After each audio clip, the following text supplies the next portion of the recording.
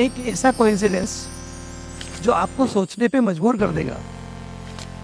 जानते हो, vitamin B12 deficiency के केसेस नॉर्थ इंडिया में कई गुना ज़्यादा है देन साउथ इंडिया। शॉकिंग। एक और फैक्ट बताता हूँ, सीलिएक डिजीज जिसे हम ग्लूटेन सेंसिटिव एंट्रोपैथी भी कहते हैं, उसके केसेस नॉर्थ इंडिया में साउथ इंडिया की बजाय 5 to 6 टाइम्स ज़्यादा है। Just imagine. आखिर ये डिफरेंस क्यों है? आखिर इस कोरिलेशन के पीछे क्या रीज़न हो सकता है? Let me take you to 8,000 to 9,000 years back, जब इंडस वैली का सिविलाइजेशन डेवलप हो रहा था। उस समय में गेहूं या wheat was the main source of energy या मेन स्टेपल फूड। तो गेहूं के अंदर एक सब्सटेंस होता है that is known as gluten, और ग्लूटेन के कंजम्पशन से ग्लूटेन सेंसिटिव एंट्रोपैथी या फिर सीलिएक डिजीज होने के चांसेस होते हैं, क्योंकि gluten is a protein which may create hypersensitivity in some people.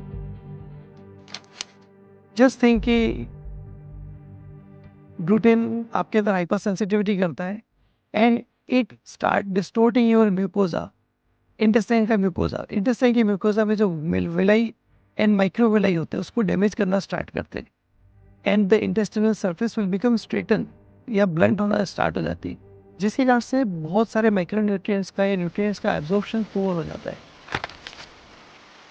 Similarly, B12 का भी absorption poor हो जाता है, and that's why we can have B12 deficiency more in North Indians than in South Indians, because consumption of wheat is more in North Indians than in South Indians.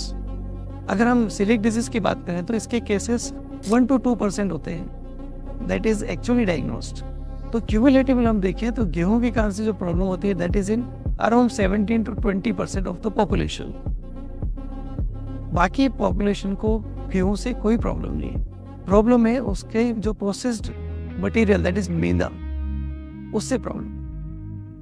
तो गेहूं almost 80% population में कोई problem नहीं करता है। Likewise अगर millets को compare करें तो न्यूट्रिशनल प्रॉपर्टीज एकदम सेम होती है, लेकिन उसका ग्लाइसेमिक इंडेक्स लो होता है। मीन्स आप जितना कार्बोहाइड्रेट्स ले रहे हो उसका कम पोर्शन ब्लड के अंदर जाता है if we are consuming millets, और अगर गेहूं कंज्यूम करते हैं तो ज़्यादा जाता है। तो ओबेसिटी एंड डायबिटीज़ में millets are very helpful.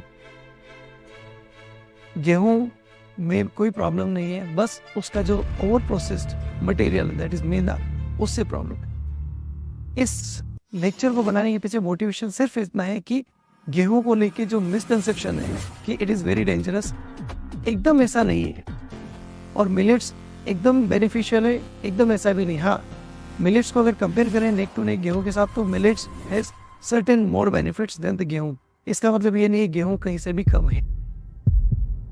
So the choice is yours, आपको क्या कंज्यूम करना है। अगर आपको प्रॉब्लम है then you have to switch your diet from wheat to gluten free diets like millets. That is one part. Otherwise no harm in consuming wheat. आप millets भी ले सकते हो, व्हीट भी ले सकते हो। आपका क्या सोचना है इसके बारे में कमेंट करके ज़रूर बताना।